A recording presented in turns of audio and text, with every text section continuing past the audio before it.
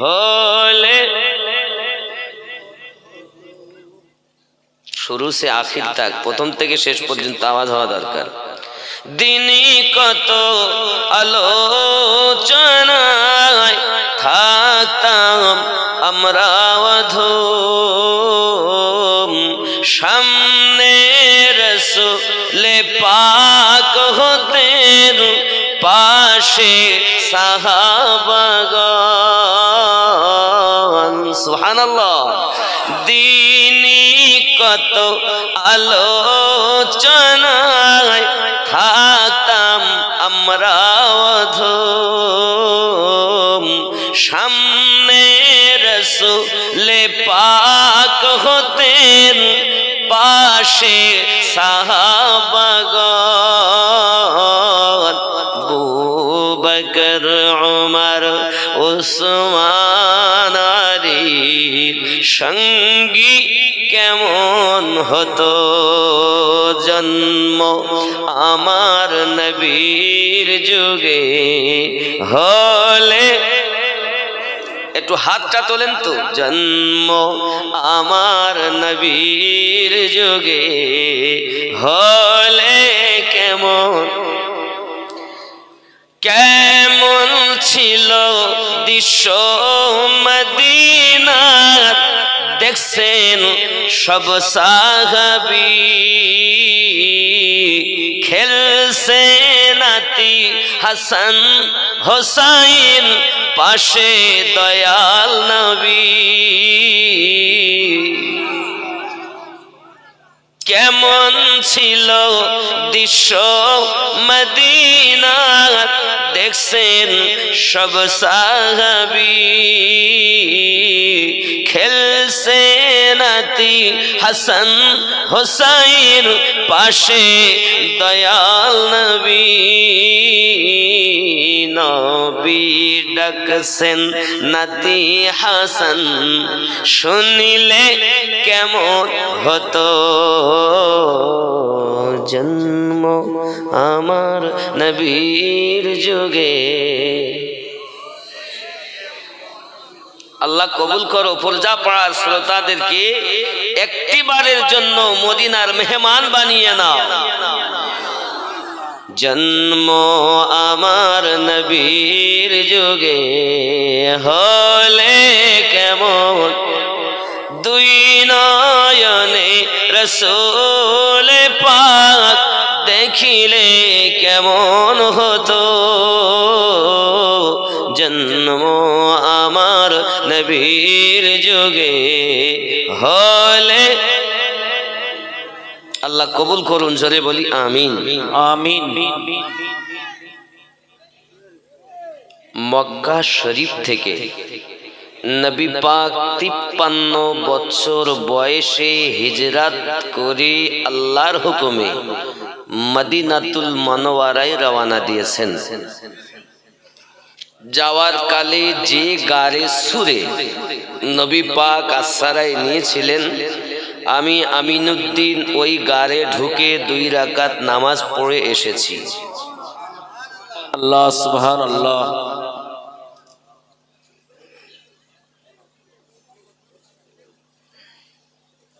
মক্কা মুকাররমা থেকে রাসূল করিম 10 দিনের সফর, সঙ্গে সিদ্দিক ছিলেন। কে ছিলেন?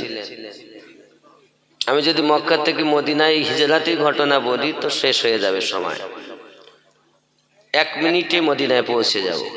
10 দিনের সফর কিন্তু 1 মিনিটে যাব। 10 দিনের সফর,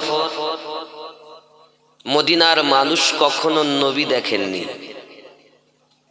আবু বকর সিদ্দিক রাদিয়াল্লাহু তাআলা আনহু চিন্তা করছেন, আমি যদি বলি যে ইনি নবী, সব থেকে ভালো হয়। তো যদি কেউ আমাকেই নবী ভেবে নেয়, এই চিন্তা ভাবনায় খেজুরের একটা ডাল নিয়েছেন, নিজের গায়ের জুব্বা খুলেছেন, খুলে এমন করে পতাকা উত্তোলন করে যাচ্ছেন। আর মদিনার মানুষ আওয়াল বৃদ্ধা বনিতা, কেউ ছাদে, কেউ রাস্তায়, কেউ দরজায়, একটি আওয়াজ, তালাআল বদরু আলাইনা, সুবহানাল্লাহ সুবহানাল্লাহ, ওয়াজাবা শুকরু আলাইনা মাদা লিল্লাহি দাই। অনেকে বলছেন বেদাত, পতাকা উত্তোলন করা বেদাত নয়, এটাই সিদ্দিক আকবরের মোহাব্বত। মহান আল্লাহ পাক আল্লাহ তাআলা নবী পাকের আগমনে তিনখানা পতাকা লাগিয়েছেন। কেউ যদি বলে মিলাদুন নবী করা বেদাত এবং নবী পাকের ইন্তেকালে ৬০০ বছর পরে মিলাদুন নবী এসেছে, আমি বলবো ওর ব্রেনে ওই পোকা ১০০% লেগেছে। কারণ মিলাদুন নবী, নবী পাকের ইন্তেকালে ৬০০ বছর পরে নয়, সর্বপ্রথম মিলাদুন নবী করেছেন আল্লাহ পাক। শ্রোতা ছিল নবীগণের রুহু। পবিত্র কোরআন সূরা আল ইমরান আয়াত নাম্বার ৮১ ও ৮২-তে আমার আল্লাহ নিজে আল্লাহর হাবিবের মিলাদ পাঠ করেছেন। তোমরা যদি মনে করো দেখবো, কোরআন শরীফ খুলে দেখো। যদি বলো নাই, আমার কাছে এসো দেখাবো ভাই। পাওয়ার পরও যদি না মানেন আপনার ব্যাপার। যদি না দেখাতে পারি তাহলে হাতটা কেটে আপনাকে দেব। এর থেকে বড় কিছু নেই তো। কারণ আপনার কবরে আমি যাব না, আমারও কবরে আপনি যাবেন। কিন্তু যে নবীর মিলাদ পাঠ করছি আমরা, করে আসছি, আগামীতে করব, ওই নবী আমাদের কবরে আসবেন। শুতে যখন হবে, কবরে শুতে যখন হবে, তো যারা নিয়ে যাবে নামাবে, বিসমিল্লাহি ওয়া আলা মিল্লাতি আমিনুদ্দিন বলে নামাবে না। বিসমিল্লাহি ওয়া আলা মিল্লাতি ইমাম সাহেব বলে নামাবে না। বিসমিল্লাহি ওয়া আলা মিল্লাতে মেম্বার সাহেব বলে নামাবে না। নামাবে বিসমিল্লাহি ওয়া আলা মিল্লাতি রাসূলিল্লাহি, আল্লাহর নামে, নবীর দলে, নবীর মিল্লাতে তোমাকে রেখে গেলাম। এ যুবক, যে নবীর মিল্লাতে আমাদেরকে শুতে হবে, ওই নবীর মিলাদ পাঠ আমাদের করতে হবে।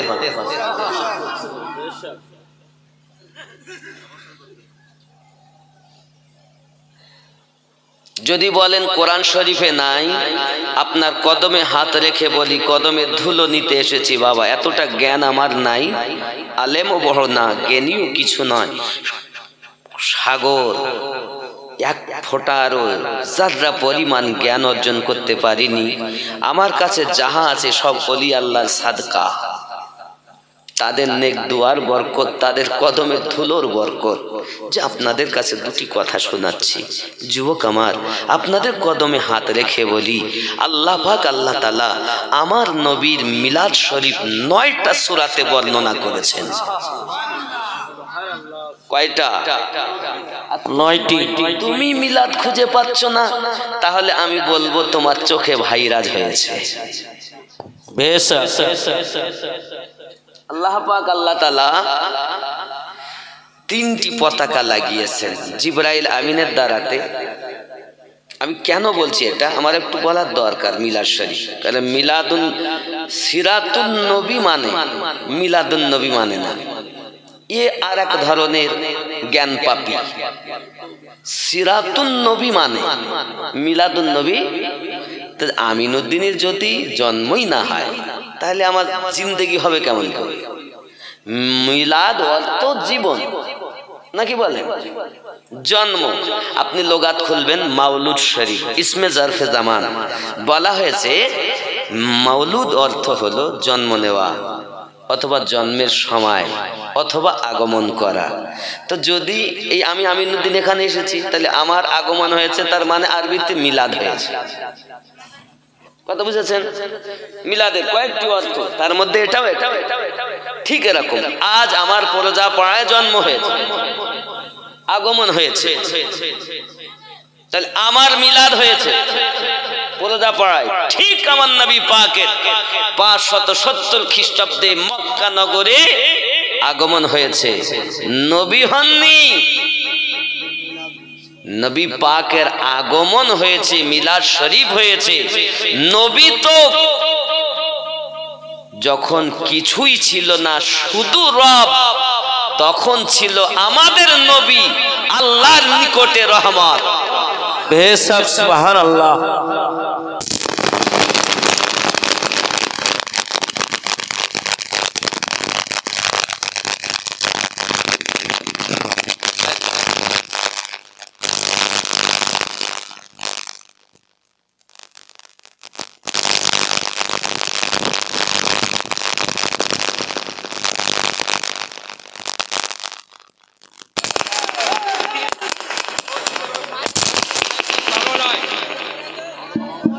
বাবা এই যুগ হলো এমন, ফুট করলে ভয় লাগে,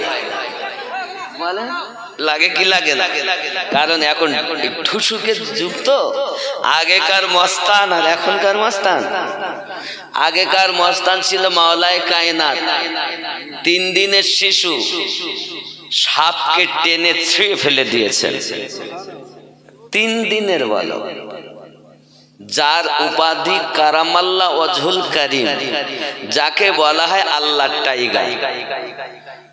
আর এখনকার মস্তান, যার টাকা আছে পয়সা আছে, গায়ে 30 কেজি গোস্ত হবে না, বুঝতেছেন? ও নাকি সমাজের বিশাল বড় মস্তান। কেন?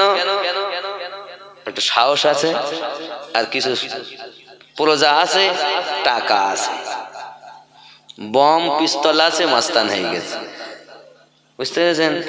আচ্ছা, আপনারা যে গ্রামে যাকে মস্তান বলছেন, ওকে ওই পানি থেকে ছোট্ট একটা, ওই যে জল সাপ না কি বলেন আপনারা, কি বলেন, ধরা সাপ, একটা সাপকে দিয়ে বলেন তুই ছিঁড়ে দেখা দে, মেরেই ফেলবে, কামড়াবে, জীবিত থাকলে ভয় লাগবে, তাহলে মেরে ফেলে তারপর বলবেন একটা ছিঁড়ে দেখা, তুই যে মস্তান।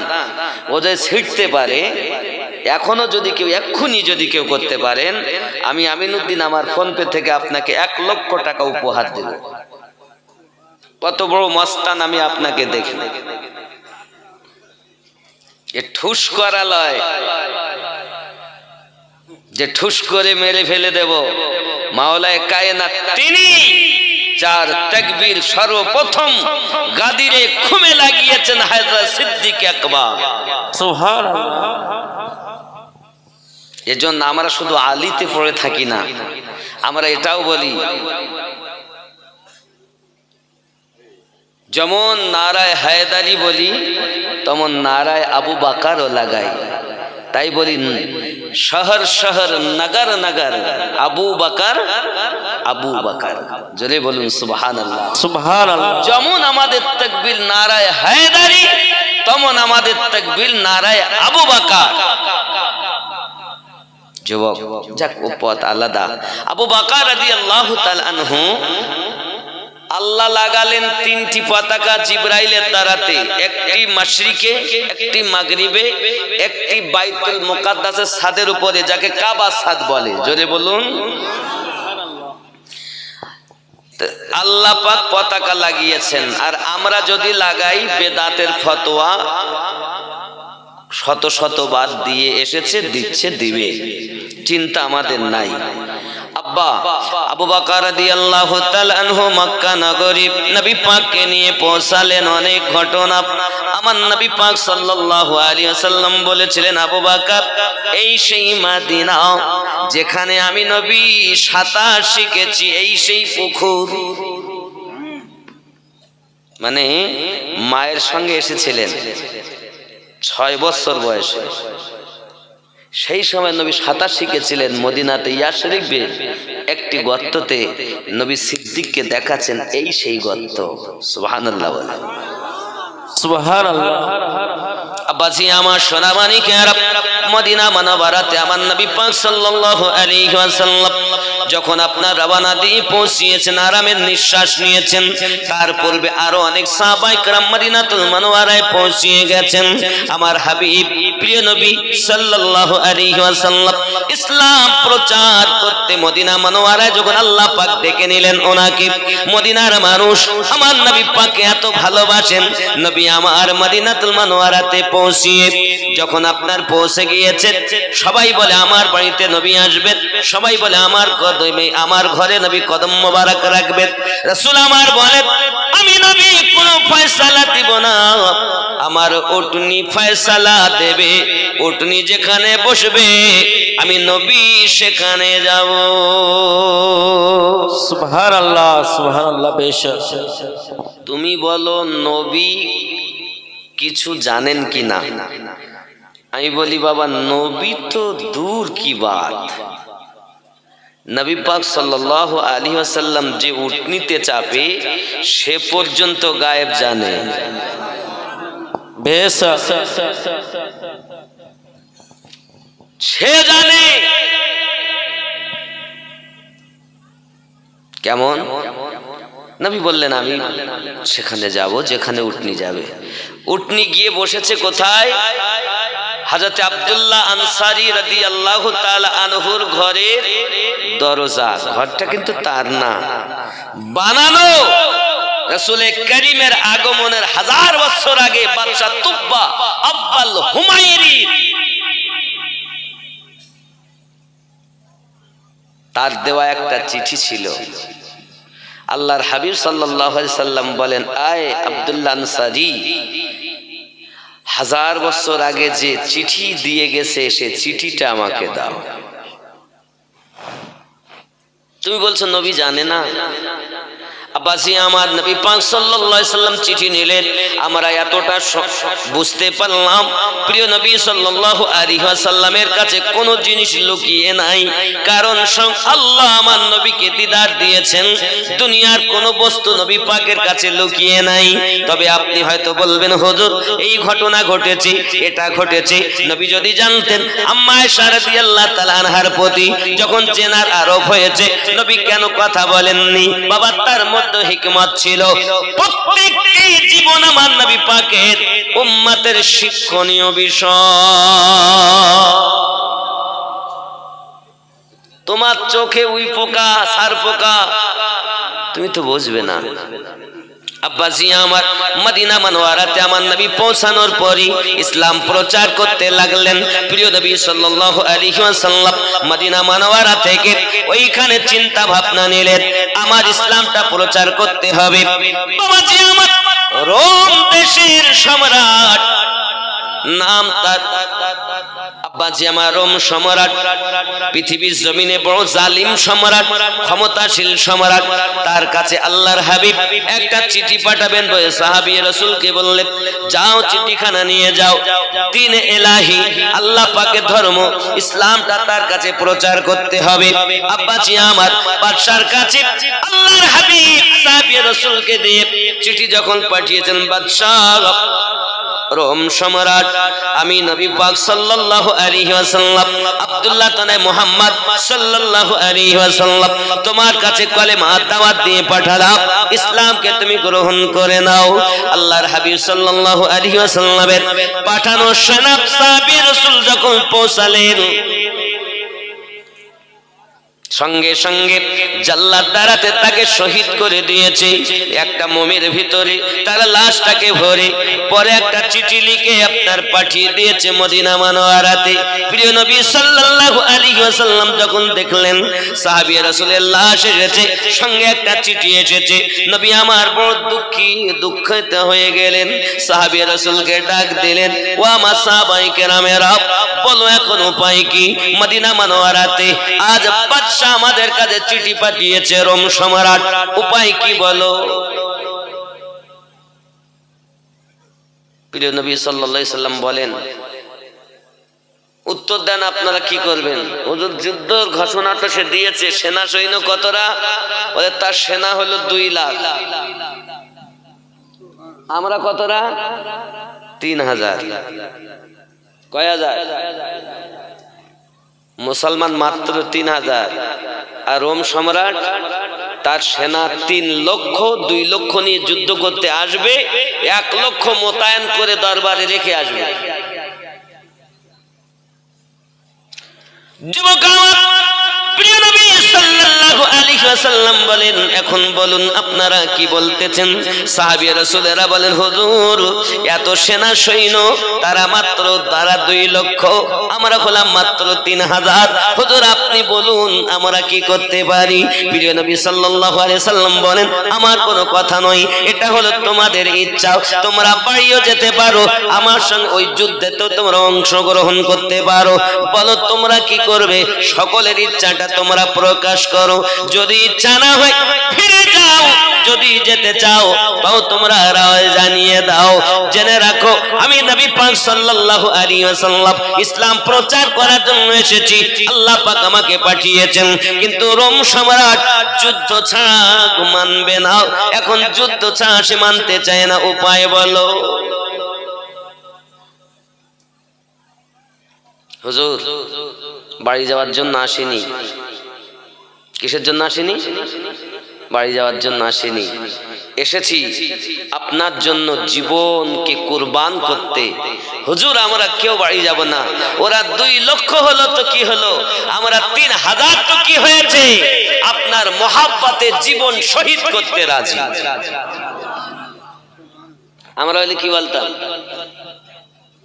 সম্ভব? মরি যাব, ছেলে মেয়ে সব যাবে, আর 2 লক্ষ একটা সীমা থাকে। এটা ইসলামের ইতিহাস বলছি, যে যুদ্ধের কথা বলছি যুদ্ধটার নাম আপনি সিয়াসিত্তা খুলুন, এই যুদ্ধকে বলা হয় মুতার যুদ্ধ। আজ আমাদের ঘরে সিরিয়াল তো দেখানো হয়, সিনেমা তো দেখানো হয়, মায়েরা সিরিয়াল তো দেখে, কিন্তু ইসলামের ইতিহাস জানে না। আজ আমাদের ঘরে যদি বাচ্চাদের ইসলামের ইতিহাস শিক্ষা দেওয়া হতো, বাচ্চারা বুঝতো যে ইসলাম কারে বলে। আমার জওয়ান যুবক সোনা মানিকেরা, সাহাবায়ে কেরাম রিদওয়ানুল্লাহি তাআলা আলাইহিম আজমাইন নবী পাকের কদমে জীবন কুরবান করার জন্য প্রস্তুত হয়ে গেলেন। আমার নবী পাক সাল্লাল্লাহু আলাইহি সাল্লাম বলেন, যেহেতু আপনারা রাজি হয়েছেন, তাহলে আমি নবী পাক এখন জিহাদের পুরো নকশা তোমাদের কাছে তুলে ধরি। যদি বলুন সুবহান। এই যুবক আপনি বলছেন নবী কিছু জানে না, যুদ্ধ এখনো সংগঠিত হয় নাই। প্রিয় নবী সাল্লাল্লাহু আলাইহি সাল্লাম যুদ্ধের পুরো নকশা এবার বর্ণনা করতেছেন। আমার নবী পাক সাল্লাল্লাহু আলাইহি সাল্লাম বলেন, ওই যুদ্ধের প্রথম সেনাপতি যে হবে সে হলো আমার পালিত পুত্র যায়েদ বিন হারিস।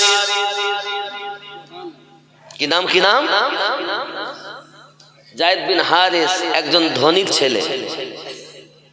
এক মেলা এসেছিল বাপের সঙ্গে, এসে হারিয়ে গিয়েছিল।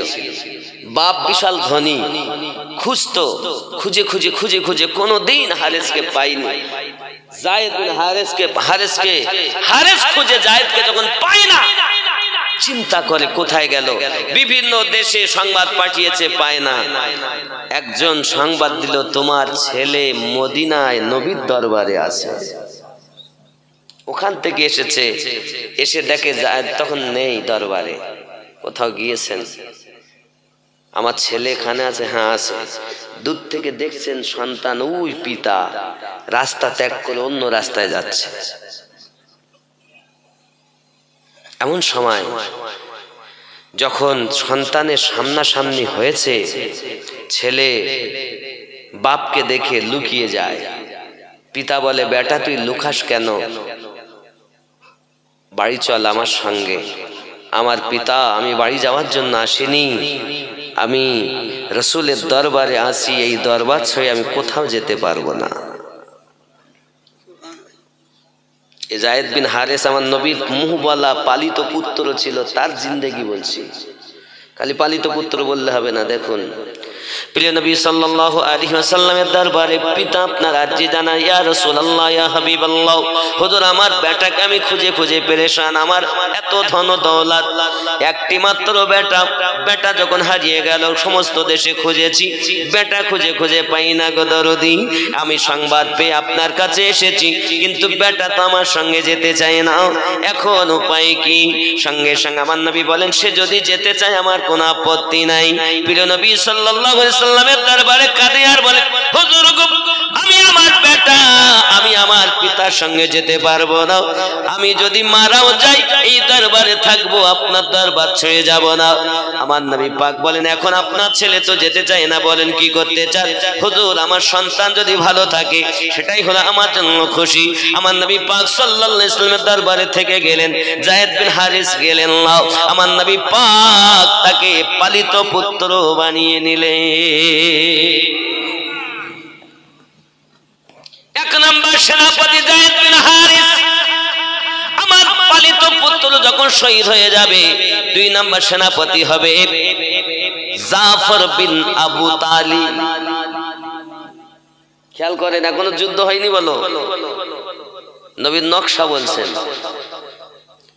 আব্বাজি আমার সোনা মানিকের, যায়েদ বিন আপনার হারিসের পরে জাফর বিন আবু তালিব দুই নাম্বার সেনাপতি। তিন নাম্বার সেনাপতি আপনার হবেন আব্দুল্লাহ ইবনে রাওয়া। আমার আপনার নবী সাল্লাল্লাহু আলাইহি ওয়াসাল্লাম যুদ্ধের নকশা বলতেছেন, আব্দুল্লাহ ইবনে রাওয়া যখন শহীদ হয়ে যাবে, তখন মুসলমান তোমরা যাকে চাইবে সেনাপতি নিযুক্ত করে নেবে, সেনানায়ক বানিয়ে নেবে। আমি নবী পাকের পক্ষ থেকে আপনাদের প্রতি অর্ডার রইল, যান আপনারা যান, আপন আপন বাড়িতে বিদায় লয়ে চলে আসুন।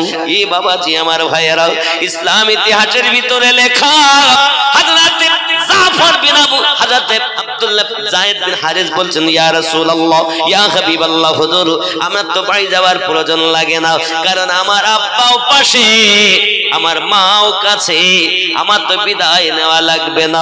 জাফর বিন আবু তালিব রওনা দিয়েছেন বাড়ির দিকে। বিবির কাছে গেলেন, বাচ্চাগুলো ছুটে বাপের কোল ধরে নিয়েছে, পিতা আপনি কোথায় ছিলেন? কয়েকদিন আপনার সঙ্গে দেখা হয় না, আব্বা গো দয়া করে মেহেরবানি করে চলুন আমরা বেড়াতে যাব।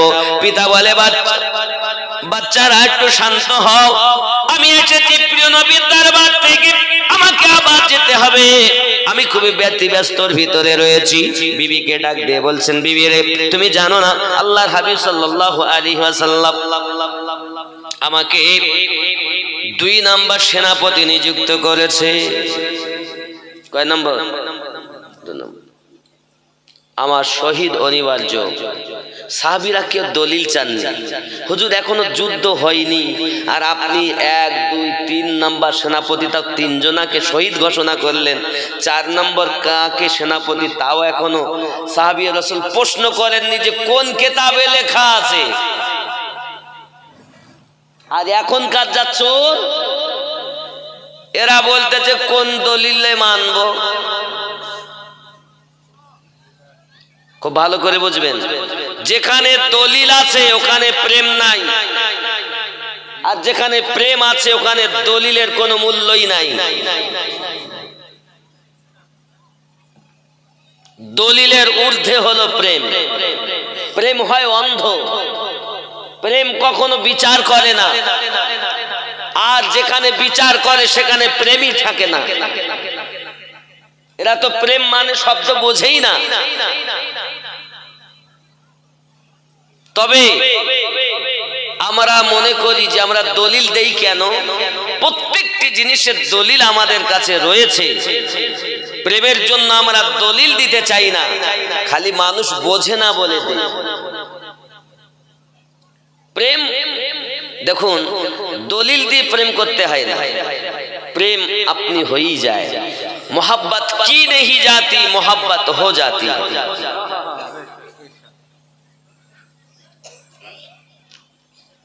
রাস্তায় সবাই বলছে এই লাইলি তোর মাত্র একটা মজনু, বলিস তুই এত মজনু? বলছে না না আমার একটাই মজনু। এত মজনু দেখছি সবাই বলছে আমি লাইলির পাগল, লাইলির পাগল। কটাকে মন দিয়েছো? বলছি একটাকে। না, শত শত মজনু দেখতে পাই। বলে পেয়ালাটা নিয়ে যাও, দিয়ে বলো যে লাইলি গার গোস্ত চেয়েছে। চাকু আর পেয়ালা দেয়, ও মজনুর দল, লাইলি গোস্ত চেয়েছে। তখন বলছে লাইলি কোন জায়গার গোস্ত চেয়েছে? শোনা হয়নি, শুনে এসো। গেছে, লাইলি গোস্ত কোথাকার লাগবে? তাহলে গোস্ত কোথাকার লাগবে কে বলেছে? ওরা, মজনুর দল। তাহলে ওরা আমার একটাও মজনু নয়।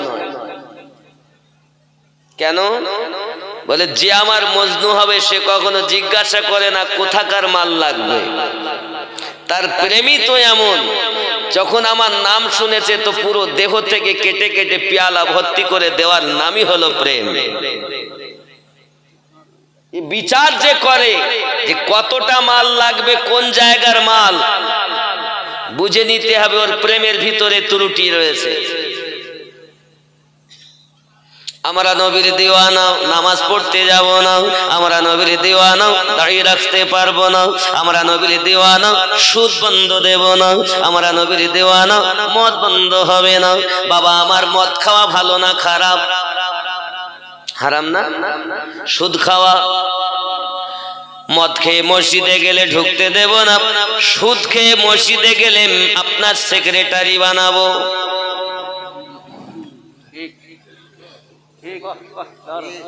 মদ খেয়ে মসজিদে গেলে ঢুকতে দেব না, সুদ খেয়ে মসজিদে গেলে সেক্রেটারি বানাবো, বার করব না। বাবা দোনোটাই ছিল হারাম। ওরে আমার জওয়ান যুবক সোনা মানিকেরা, যে বড় সুদখোর ওই বড় গ্রামের মাতব্বর। ঠিক নেই? বলবে আমিনুদ্দিন চলবে না, এত সময় মিষ্টি কথা বলছিল। ওরে আমার যুবক, পৃথিবীর সরজমিনে খেয়াল করে নাও, আল্লাহর হাবিব বলেছেন কিয়ামতের আলামত হলো মানুষ যখন সুদখোর হবে বেশি করে। এ যুবকেরা আমার, কারণ মানুষের ভিতরে দয়া মায়া এখন নাই, প্রেম মোহাব্বত নাই।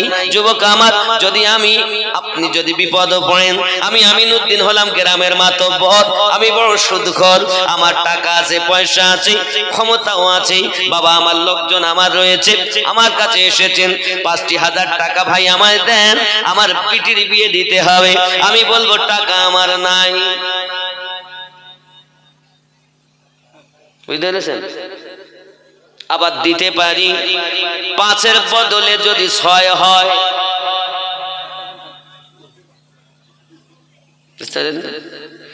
যুবক আমার, প্রেম নাই, আমার মধ্যে রয়েছে এখন জুলুম। রাসূল করিম বলেন কিয়ামতের আলামত হলো মানুষের ভিতরে প্রেম থাকবে না, মানুষের ভিতরে থাকবে হলো জুলুম। এ বাবাজি আমার, দয়া মায়া নাই, এখন হলো অত্যাচারীর যুগ।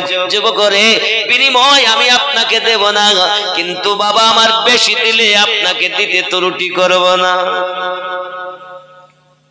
ভাই ভাইতে কোনোদিন গন্ডগোল হয় না। ৫ জায়গার ৫টা কলা গাছ এনেছে, গন্ডগোল শুরু হয়ে গেছে। হ্যাঁ গো, তোমার এই ভাইয়ের সাথে ওখানে দাঁড়িয়ে দাঁড়িয়ে কি বলছিলাম আমি জানালাতে দেখছিলাম, কতটা পাটকাঠি নিয়ে গিয়েছে, জীবনে দেয়নি। আর তোমার কি একা মা? কিছু না, ওই ২,০০০ টাকা চাচ্ছিল। খবরদার দিও না, জানো কতটা পাটকাঠি নিয়ে গেছে সেদিন, জানো? পাটকামি তো বুঝতে পারছেন নাকি? পাটের কাঠি দিয়ে গেছে, দেয়নি, টাকাও দিবে না, খবরদার যেন দিও না। বিবি দিলে অশান্তি করে, কলা গাছ ৫ জায়গার। কিন্তু হঠাৎ ভাইয়েরা ভাই এসেছে, এসে বলতে ভাই ৫,০০০ টাকা হবে, ৫,০০০ টাকা, খুব বিপদ। তখন বলতেছে দেও না, আমার ভাই মোটে আসে না, আজ এসেছে, দুলা ভাই এসেছে, দেও না ৫,০০০ টাকা। নিজের ভাইকে ২,০০০ দিতে নিষেধ করেছে, আর দুলা ভাইকে ৫,০০০ দিতে অনুরোধ করেছে। কথা বুঝতে পারেননি? এই তো আমাদের বাড়ির কলা গাছ। রাগ করো না মা খালা, শুনে নাও রাতের বেলা। আমার জননী মা খালা জাফর বিন আবু তালিব বলতেছেন, বিবি আমি আমাকে বিদায় দাও, চলে যাব আমি জিহাদের মাঠে, কারণ নবী আমাকে 2 নাম্বার সেনাপতি নিযুক্ত করেছেন। বিবি বলতেছেন, স্বামী আমার, আপনি যুদ্ধের ময়দানে যাইয়া জয় হয়ে আসুন, আমি আল্লাহর কাছে দোয়া চাই।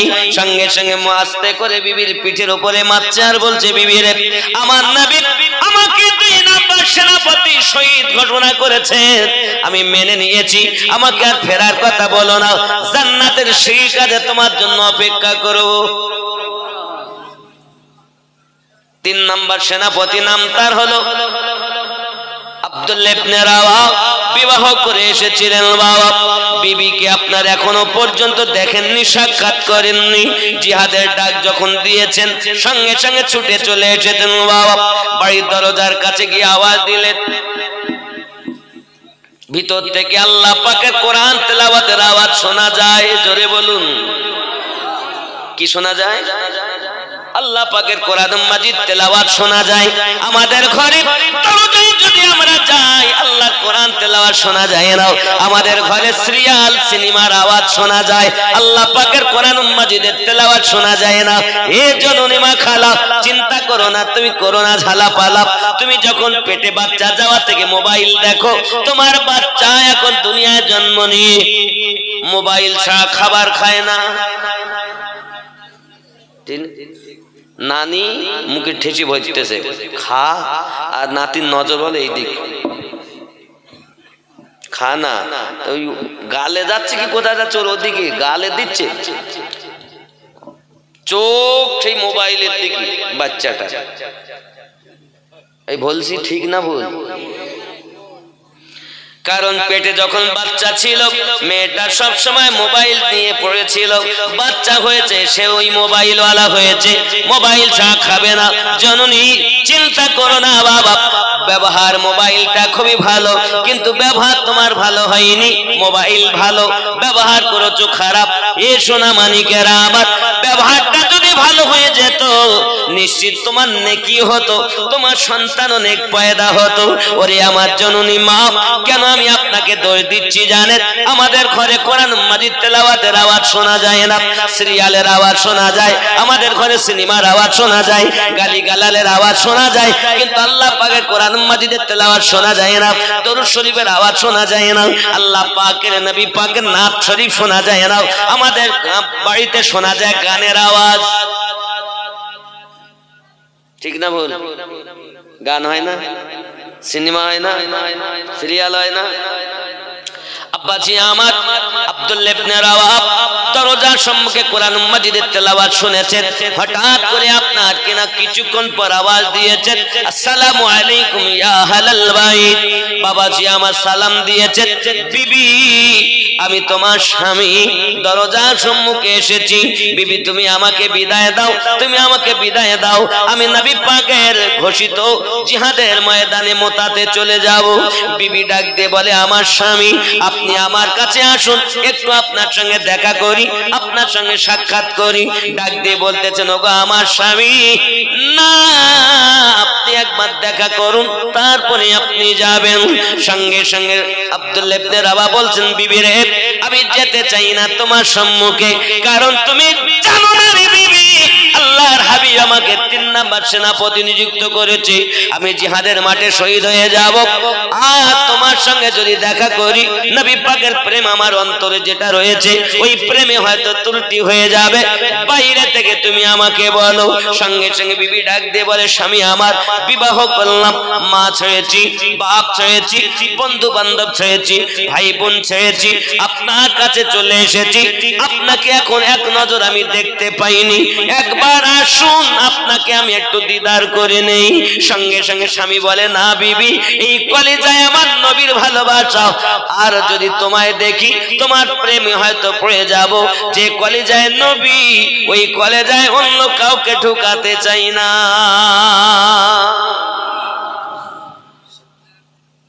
এর নাম প্রেম। বিবি চাচ্ছে না বিয়ের পর, আর আমরা যদি বিয়ে করে এসে যদি কোথাও যেতে বলে, তা আমরা যাব? যাব না। মদিনার গোলামি আমায় দে মদিনা ওয়ালা মদিনার গোলামি আমায় দে জোরে বলুন মদিনার গোলামি আমায় দে মদিনা ওয়ালা মদিনার গোলামি আমায় দে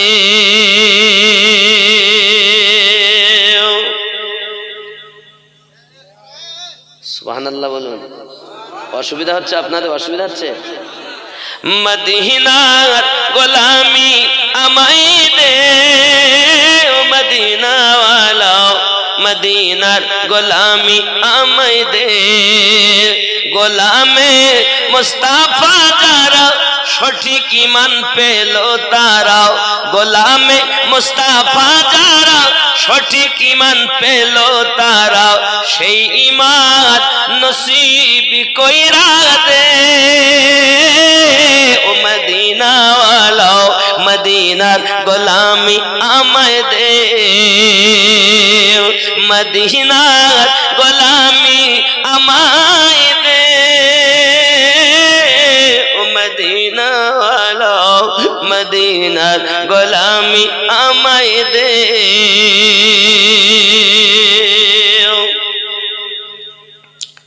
বাগদাদের ওই জমিনেতে আমার গাউসে আজম শুয়ে আছে বাগদাদের ওই জমিনেতে আমার গাউসে আজম শুয়ে আছে এক নজরে ওলি বানাই দে ও বাগদাদ ওয়ালা এক নজরে ওলি বানাই দে মদিনার গোলামি আমায় দে ও মদিনা ওয়ালা মদিনার গোলামি আমায় দে জোরে বলুন আজমিরের ওই জমিনেতে খাজা পিয়া শুয়ে আছে আজমিরের ওই জমিনেতে খাজা বাবা শুয়ে আছে মদিনার খুশবু লাগাই দে ও খাজা পিয়া মদিনার খুশবু লাগাই দে মদিনার গোলামি আমায় দে ও খাজা পিয়া মদিনার খুশবু লাগাই দে সওদাগরানের জমিনেতে আলা হযরত শুয়ে আছে জোরে কম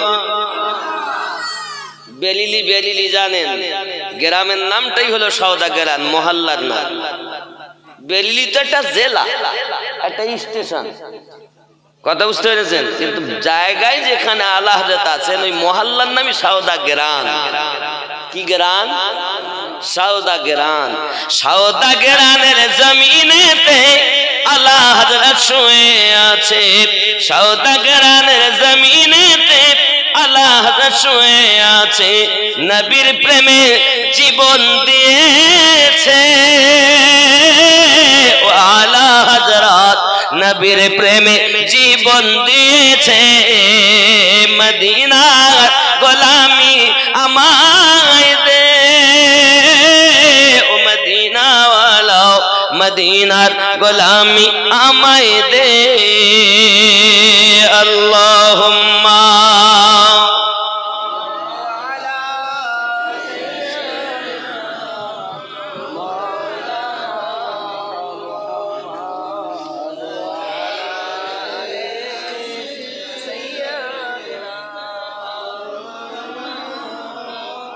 ये हलो बीबी चावा तो नय खेपा तीन भागे दुबा फेलो ढालो आरो ढालो एक থেকে দু বাস একটুখানি চা দিতে এক থেকে দু मोहब्बत दरूद अल्लाहुम्मा सल्ली अला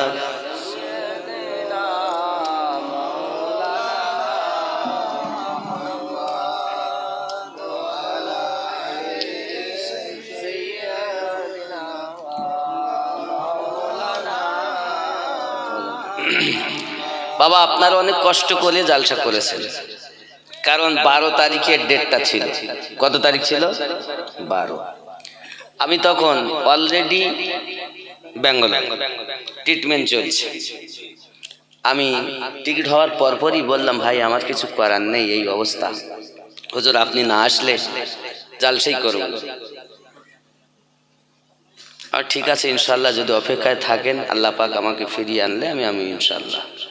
তা আসার সময়তেই আমি ওখান থেকে যোগাযোগটা নিলাম। আর ডেট 1 জানুয়ারি করছিলাম। ওই হুজুর একটু ব্যাপার অসুবিধা আছে, তার 2 জানুয়ারি। যাই হোক, ট্রিটমেন্টে ছিলাম আমি। আপনারা কষ্ট করে 2বার করেছেন, হয়তো আপনারা মনে করছেন আমিনুদ্দিন 30,000 করে টাকা লিছে কেন, এত টাকা কেন?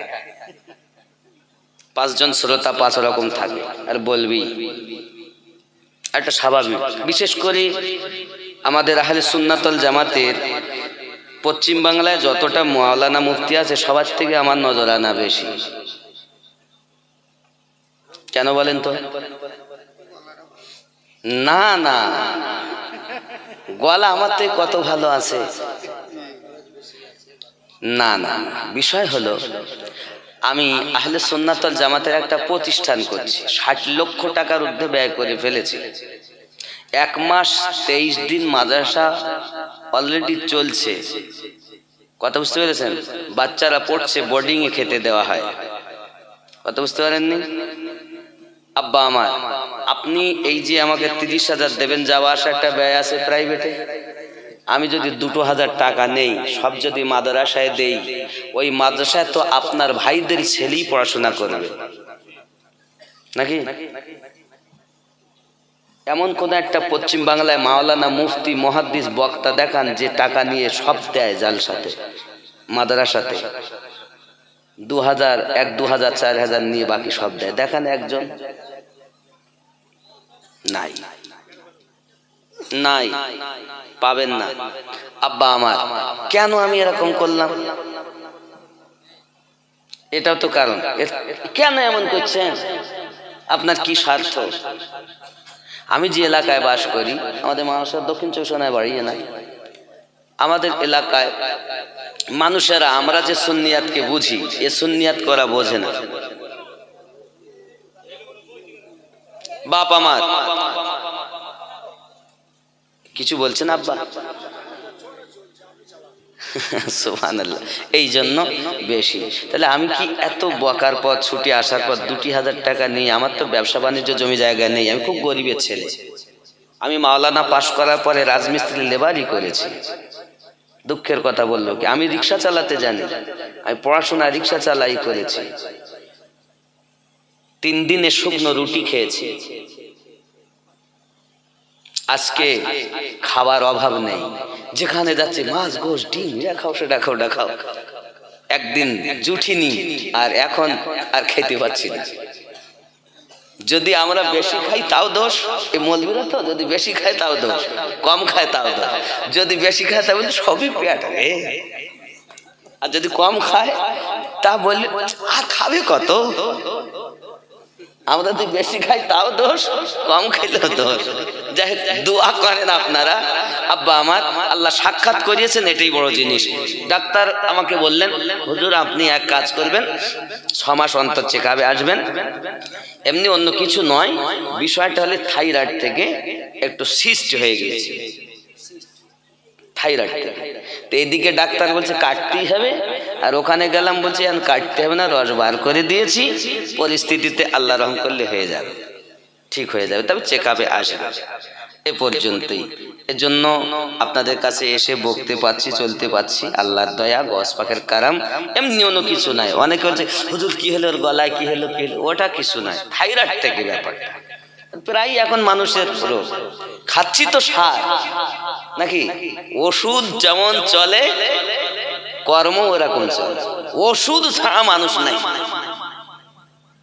যাই হোক, দোয়া করেন, একটু দরুদ পড়েন। আল্লাহ